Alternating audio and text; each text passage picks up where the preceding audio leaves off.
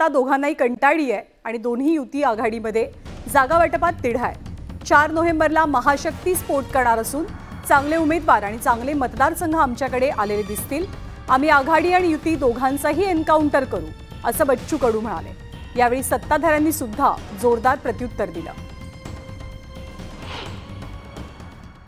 मला वाटते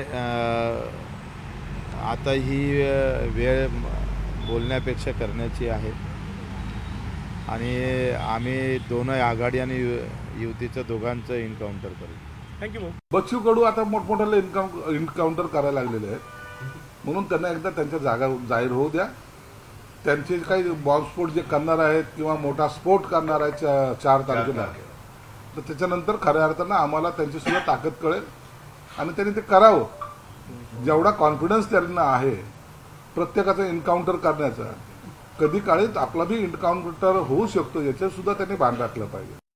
साहजिक आहे, आता त्यांना तो विश्वास असेल, त्यांनी लोकांचा कल घेतला असेल, त्या पद्धतीने ते बोलतायत। पण प्रत्येकाला वाटतं की मी याचा एन्काउंटर करेल, त्याचा एन्काउंटर करेल, पण एन्काउंटरची बंदूक ही पब्लिकच्या हातात आहे, त्यामुळे ती कोणाचा काउंटर करते ते सहन करते। आणि सांगलीचे माजी खासदार संजय काका पाटील यांनी आज अजित पवारांची भेट घेतली। तासगाव कवठे महांकाळ जागेवरती आपल्या मुलाला उमेदवारी मिळावी यासाठी त्यांनी दादांची भेट घेतल्याची माहिती आहे। सांगलीतल्या तासगावमध्ये संजय काका पाटील आणि सुमनताई पाटील सोबतच रोहित पाटील यांच्यामधील संघर्ष काही नवीन नाहीये। संजय काका पाटील हे 2दा भाजपचे खासदार राहिले आहेत। नुकत्याच पार पडलेल्या लोकसभेच्या निवडणुकीत त्यांना पराभव पत्करावा लागला, तर तासगाव विधानसभेतनं रोहित पाटील निवडणूक लढवणार आहेत। या मतदारसंघात संजय काका पाटील यांचे चिरंजीव प्रभाकर पाटील सुद्धा इच्छुक आहेत। जागा वाटपात हा मतदारसंघ अजित पवारांच्या राष्ट्रवादी काँग्रेसकडे गेल्यास प्रभाकर पाटील यांना उमेदवारी मिळावी यासाठी संजय काका पाटील प्रयत्नात आहेत। कोण उभारणार, कोणी उभा राहायचं, ही थोडीशी तालुक्यातली गणित, राजकारण, समीकरणं पाहून या बाबतीमध्ये आम्ही तो पुढचे पाऊल उचलतोय। आत्ता फक्त हे राष्ट्रवादीकडंच आहे का, ही थोडीशी दादांशी आम्ही चर्चा केली, तर ते म्हणले आम्ही आज बसणार आहे, सगळं चित्र उद्यापर्यंत स्पष्ट होईल। भेटीमागचं कारण तासगाव कवठे महांकाळ हा विधानसभा मतदारसंघ पूर्वी राष्ट्रवादीकडेच होता आणि आत्तासुद्धा त्यांच्या अजून सीट फायनल व्हायची आहेत, त्या संबंधामध्ये आम्ही भेट घेतली। यानंतर मी इथनं अजितदादांची भेट घेतल्यानंतर थोडं कार्यकर्त्यांची खाली जाऊन चर्चाही करणार आहे, तेव्हा तो मतदारसंघ त्यांच्याकडे जर राहणार असेल तर काय, या उद्देशाने आमची ती भेट झाली होती। तर राज्यात विधानसभा निवडणुकीचं बिगुल वाजलंय, त्यामुळे राजकीय घडामोडींना वेग आलाय। आता काटोल मतदारसंघातनं मोठी बातमी समोर येते। काटोल मतदारसंघात भाऊ विरुद्ध भाऊ असा सामना रंगण्याची शक्यता आहे। काटोलमधनं भाजपकडनं माजी आमदार आशिष देशमुख तर शरद पवारांच्या राष्ट्रवादीतनं सलील देशमुख निवडणूक लढवतील अशी शक्यता आहे। अशातच अनिल देशमुख आणि आशिष देशमुख हे काका पुतण्यात चांगलीच जुंपल्याचं चित्र आहे।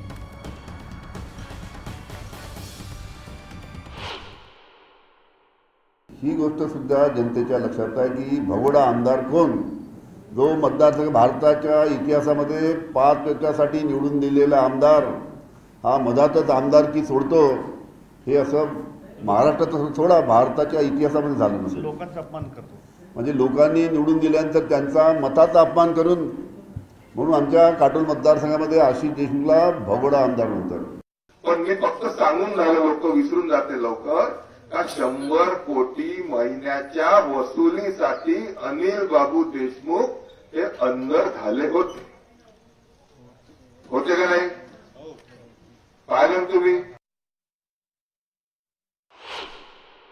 भारतीय जनता पार्टीच्या सरकारने कापसाला भाव दिला नाही। या भागामध्ये मोठ्या प्रमाणात सोयाबीन होते, या भारतीय जनता पार्टीने सोयाबीनच्या शेतकऱ्याला भाव दिला नाही।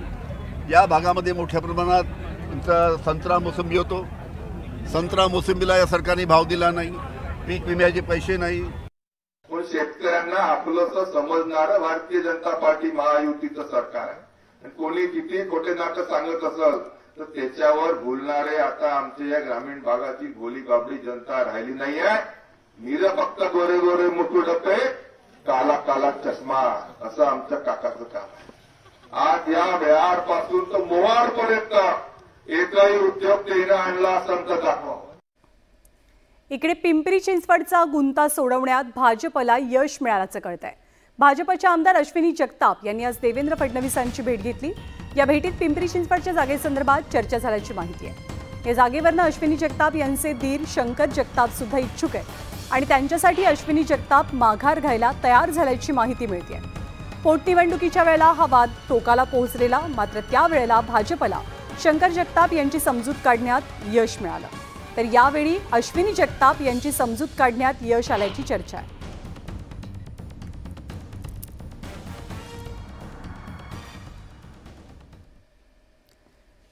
महायुतीचे जागा वाटप अजूनही निश्चित नाहीये, पण त्यापूर्वीच हिंगोलीतल्या कळमनुरीचे शिवसेनेचे आमदार संतोष बांगर यांनी पक्षानं उमेदवारी जाहीर करण्यापूर्वीच आपला उमेदवारी अर्ज भरण्याची तारीख घोषित केली आहे। संतोष बांगर येत्या 24 तारखेला दुपारी 12 वाजता शिवसेनेकडनं आपला उमेदवारी अर्ज दाखल करतील असं त्यांनी स्पष्ट केलं।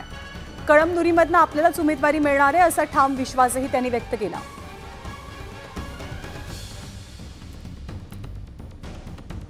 मला सांगतो की 24 तारखेला मुहूर्त चांगला आहे, त्यामुळे माझा निवडणूक फॉर्म त्या ठिकाणी आम्ही मोठ्या संख्येने शिवसैनिकांच्याच वतीनं त्या ठिकाणी आम्ही भरणार।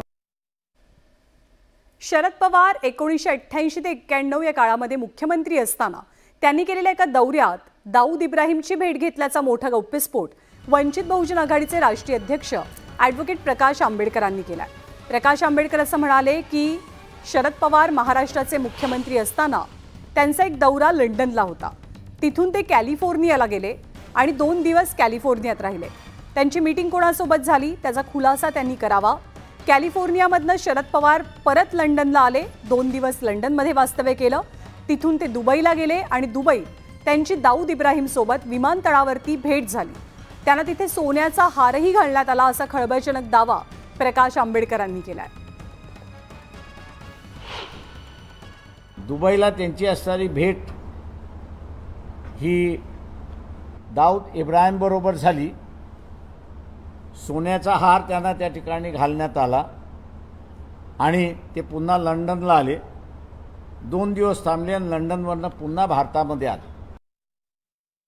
विधानसभेच्या निवडणुकीसाठी जागावाटप लवकरच जाहीर होणार आहे। भाजपच्या नेत्या नवनीत राणा यांनी सुद्धा दर्यापूर विधानसभा मतदारसंघातनं निवडणूक लढवण्यासाठी इच्छुक असल्याची माहिती दिली आहे। रवी राणांसह माजी खासदार नवनीत राणा सुद्धा विधानसभेची निवडणूक लढवणार असे संकेत मिळतात।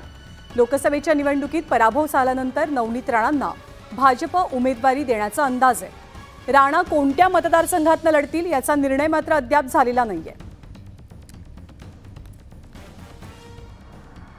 आणि एकीकडे रवी राणांना भाजपमधनं उमेदवारीची चर्चा असताना त्यांना भाजपमधनं विरोधही होतोय। श्रीकांत भारतीय आणि तुषार भारतीय यांनी रवी राणांच्या उमेदवारीला तीव्र विरोध केलाय। या संदर्भात बोलताना रवी राणांनी श्रीकांत आणि तुषार भारतीय यांच्यावर पक्षांतर्गत कारवाईची मागणी केली। लोकसभेच्या निवडणुकीत या दोघांनी नवनीत राणांच्या विरोधात काम केल्याचा आरोप रवी राणांनी केलाय, त्यामुळे अमरावतीत महायुतीतली धुसफूस पाहायला मिळते। रवी राणा हे आमच्या नेत्यावरती कारवाईची मागणी कशी करू शकतात असा सवाल भाजप कार्यकर्त्यांनी उपस्थित केलाय। ज्यांनी कार्यालय भाजपचं उघडलं त्यांनी नवनीत राणाच्या विरोधात भाजपमध्ये असताना भाजपमध्ये बंडखोरी केली, भाजपच्या कमळाला पाळण्याचं काम ज्यांनी केलं ते खऱ्या अर्थानं जे भाजपचे बंडखोर म्हणजे भाजपचेही म्हणता येणार नाही, ते काही नेत्यांच्या सुपाऱ्या घेऊन भाजपच्या सोबत राहून भाजपचा घात करतात असे कटप्पा लोक आहेत। राज्यात झालेल्या परतीच्या पावसामुळे बळीराजा हतबल झालाय। रत्नागिरीच्या खेड तालुक्यात झालेल्या मुसळधार पावसामुळे हातातोंडाशी आलेलं भात पीक जमीनदोस्त झालंय। आधीच करपा रोगामुळे भात पिकाचं मोठं नुकसान शेतकऱ्यांनी सहन केलं, त्यातून वाचलेलं भाताचं पीक आता परतीच्या वादळी वाऱ्यानं आणि पावसानं उद्ध्वस्त केल्यामुळे शेतकरी हवाल दिलाय। रत्नागिरीप्रमाणे सिंधुदुर्गात सुद्धा या पावसामुळे भातशेती पाण्यात गेलेली असून शेतकरी हतबल झालाय।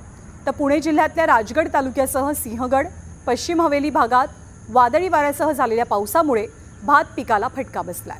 काही दिवसांपूर्वी भाताला चांगला भाव मिळेल या आशेवरती असलेल्या मावळमधल्या शेतकऱ्यांच्या आशेवर पावसानं पाणी फेरलंय। तर वाशिम, सोलापूर आणि छत्रपती संभाजीनगर जिल्ह्यातही अनेक भागात पिकांचं प्रचंड नुकसान झालंय.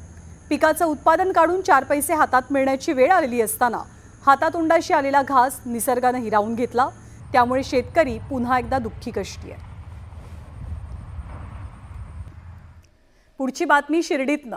शिर्डीमधल्या साईबाबांच्या चरणी 5.5 लाख रुपये किमतीचा सोन्याचा एक ब्रोच अर्पण करण्यात आलाय. कर्नाटकातील अकिला शेट्टी नावाच्या महिला भाविकानं हा 68 ग्रॅम वजनाचा सुरेख नक्षीकाम असलेला सोन्याचा ब्रोच अर्पण केलाय.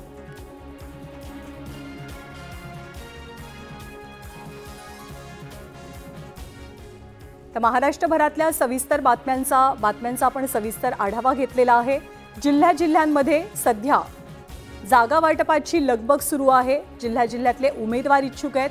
भेटीगाठींचं सत्र महाराष्ट्रात वाढलेलं आहे आणि या सगळ्या भेटीगाठीच्या अनुषंगानं आता उत्सुकता आहे ती म्हणजे उमेदवारांच्या यादीमध्ये नेमकं स्थान कुणाला मिळणार, कोणत्या मतदारसंघातनं कुणाविरुद्ध कोणता सामना होणार. या सगळ्या घडामोडींचा राज्यभरातल्या 36 जिल्ह्यांमधनं आपल्याला आढावा घ्यायचा आहे. सुरुवात करूया महत्त्वाच्या बातम्यांनी. महत्त्वाच्या बातम्या. प्रायोजक घरकुल मसाले, स्वाद आणि मायेचा खमंग मेळ. जागा वाटपावरनं ठाकरे काँग्रेसमधला वाद शिगेला. नाना पटोले बैठकीत असतील तर बैठकीला जाणार नाही, ठाकरेंच्या शिवसेनेची भूमिका. तर काँग्रेसचं हित जपणार, नानांचं स्पष्टीकरण. तुटेपर्यंत ताणू नका, उद्धव ठाकरेंचा सर्वांना सबुरीचा सल्ला. तर उद्यापर्यंत जागा वाटप पूर्ण होईल, ठाकरेंना विश्वास.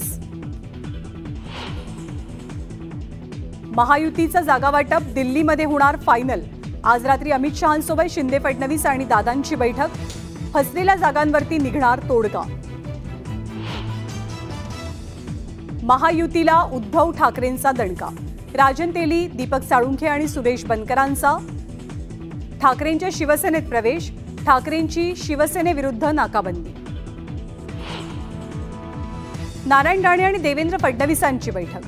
कुडाळ मतदारसंघाबाबत महत्त्वाची चर्चा झाल्याची माहिती. निलेश राणेंच्या उमेदवारी संदर्भात चाचपणी.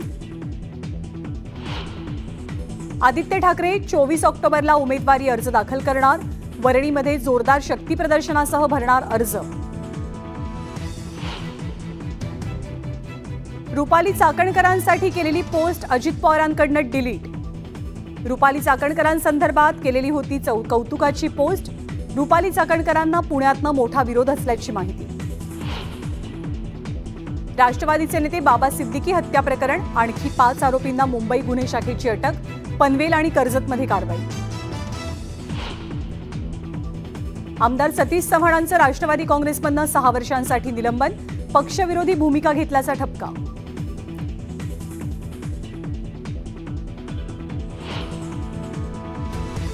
टॉप 18 प्रायोजक cotton king urban twist. Compliment तो बनता है.